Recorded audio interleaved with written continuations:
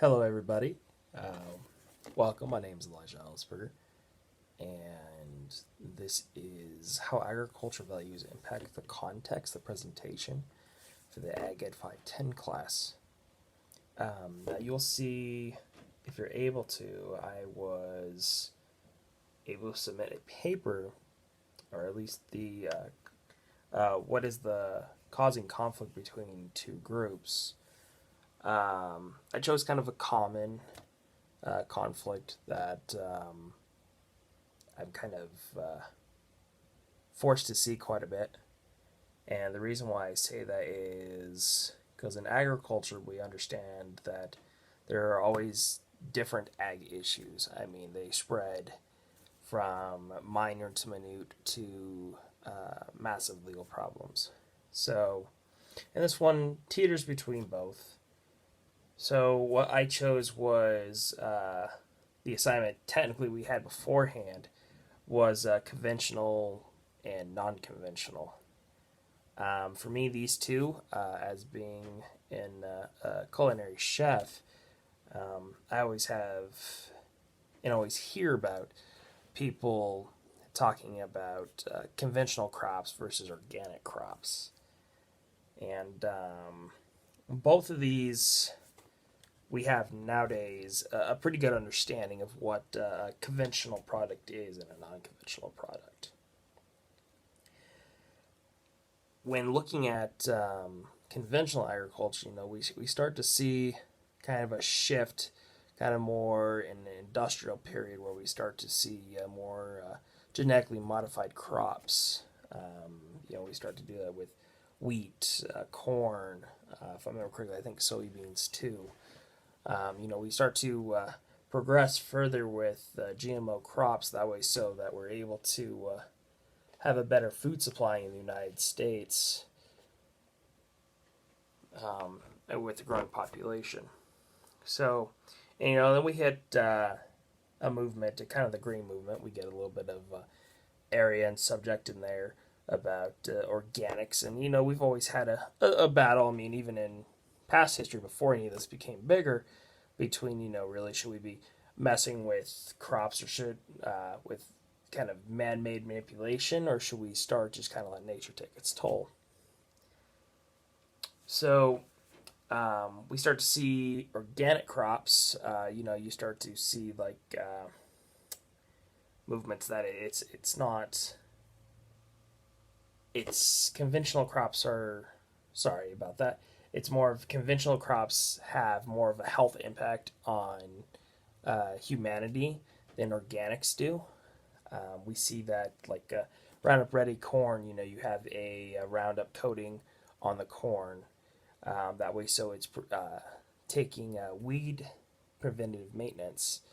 We start to mess with genes, so we're having bigger yielding crops. We're looking, at corn, where we start to look at where it's not yielding just one head of corn. We're looking at it's yielding two, maybe three, trying to maximize our yield productions. So when we start to get to organic, we start to look at, well, hey, look, it's actually a slower process. We don't have to add in all these extra chemicals. And if we are adding chemicals, they have to be labeled at a certain percentage of organic. Now, not everything is labeled 100%. I mean, I think, if I remember correctly, you can get away with a labeling on an organic pesticide or herbicide to be 95%. I got to do some more looking into that. But, just kind of stuff like that moving forward. So, kind of moving away from crop production right quick. Conventional versus non-conventional, there's always been a battle. You'll also hear a little, like I was saying, genetically modified crops versus organic. So when addressing an audience, it's really good to, if you're going to put a big topic and you're starting to look at like organic versus GMOs, a lot of that's going to create a negative connotation in it. And a lot of people are going to be like, I really don't want to deal with that. Or you'll get really people hyped up where they already have an established base where they're going to try challenging you which I mean, it's good to be challenged. And they're going to be challenging the other side, but they're going to be really bullheaded and not going to be open minded. So if you start kind of using the topic term of conventional versus non-conventional, or non-conventional versus conventional, vice versa on those, you can really kind of start to kind of pull in crowds and be like, okay, well, I know a little bit what they're talking about. So they have a small preconception about what they think they know, but they really don't know a lot more. So it kind of draws them in. It's kind of that mysterious of, hey, I kind of want to know more. So kind of bringing that in with the audience. So when we're looking at some of the viewpoints, that debate between organic and conventional, we start to see health come into play, nutrition, sustainability, population growth, and many others. We know the population is growing. It's not slowing down. We have projected by 2050, 9.5 to 10 billion people on Earth, plus some, give or take. We'll see what happens with the whole pandemic going on right now, of course. But, with everything growing, we need to feed the world. And conventional crops allow us to produce more. But on the other side, though, you start to see, well, but if you're producing more that way, we can do it healthier. It's just going to take a little bit longer on organic side. Well, the truth is, the medium is you can have both.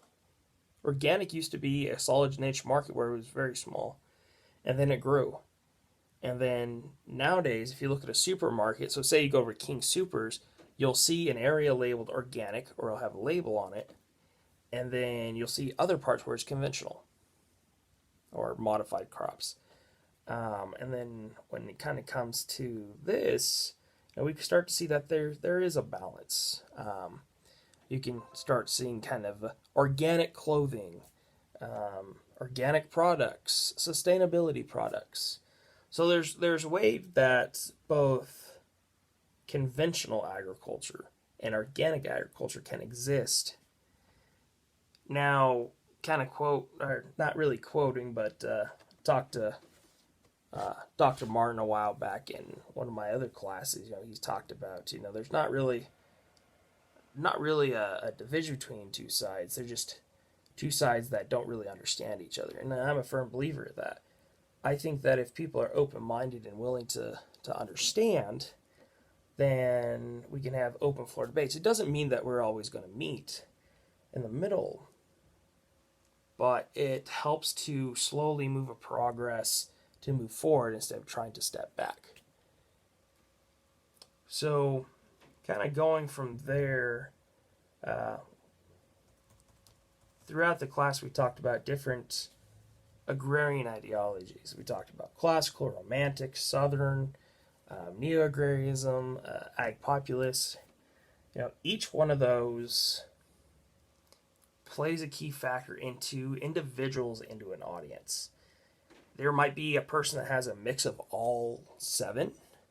There might be a mix of people that have only a couple. And I'm pretty firmly believe that a person can have multiple agrarian ideologies.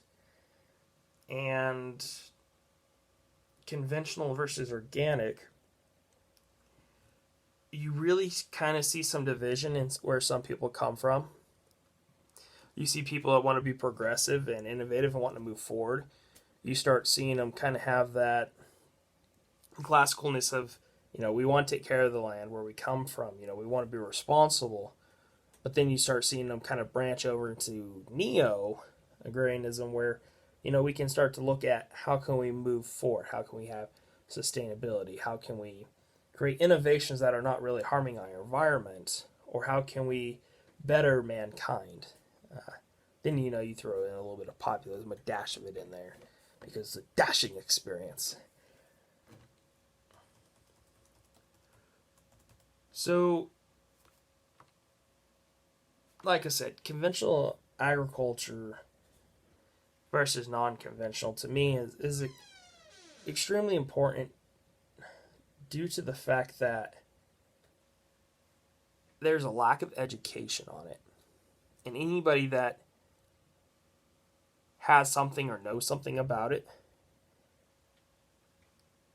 always puts up a wall or barrier to where that's it. There's no way to meet people in the middle. For instance, it's like you're trying to build a new land, or you're building a castle, right? And you put a moat around it, and you yourself have this predetermination of, I know what it is. Nobody else is crossing it. I'm right. And that's kind of the wrong idea, because I mean, you have somebody that comes up to the bridge that you have drawn back that wants to cross and actually talk to you, but you're not willing to openly talk to them about it.